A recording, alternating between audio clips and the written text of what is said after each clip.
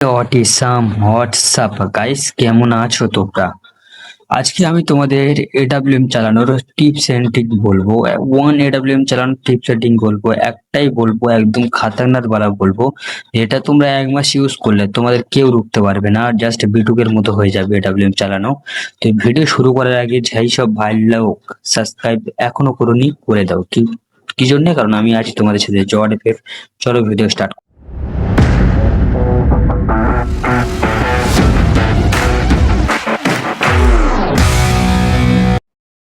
তোমাদের কিছু জিনিস দেখে নিতে হবে। কি জিনিস দেখতে হবে? তোমার প্রথমে সেটিং এ যেতে হবে। তোমাদের এখানে দেখতে হবে এই সুইচ, তোমাদের এখানে দেখতে হবে এই প্রথমে কুইক ওপেন সুইচ বাটনটা অন আছে কিনা। তোমাদের এটা অন হলে তোমাদের এডাব্লিউএম চালানোটা আরো বেহতার হবে।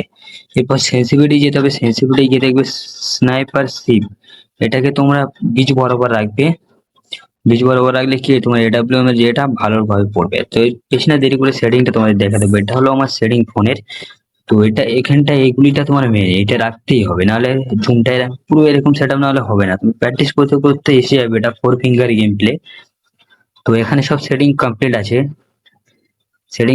আছে। আবার আমাদের কি করতে হবে? আমাদের ট্রেনিং এ গিয়ে স্টার্ট করতে হবে। ট্রেনিং এ গিয়ে স্টার্টটা করছে এই জন্য যে তোমাদের দেখাতে হবে কিরকম ভাবে বেহতার হয় আরো এডাব্লিউএম টা, ঠিক আছে?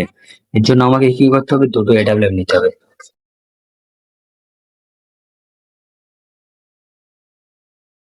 দুটো এডাব্লিউএম নিয়ে নিয়েছি। এবার তোমাদেরকে এটা দেখাবো। প্রথমে স্কোপটা ওপেন করবে, তারপর তোমার একটা ফায়ার করে আবার গান পেল্টে নিতে হবে।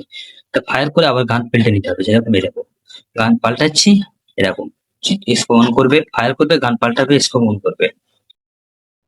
এই টিপস এন্ড ট্রিকটা তোমরা যদি প্রতিদিন ইউজ করো, 1 মাস টানা ইউজ করো, তোমাদের এডাব্লিউএম চ্যানেলটা এত বেহতার হবে যার ধারণা নেই।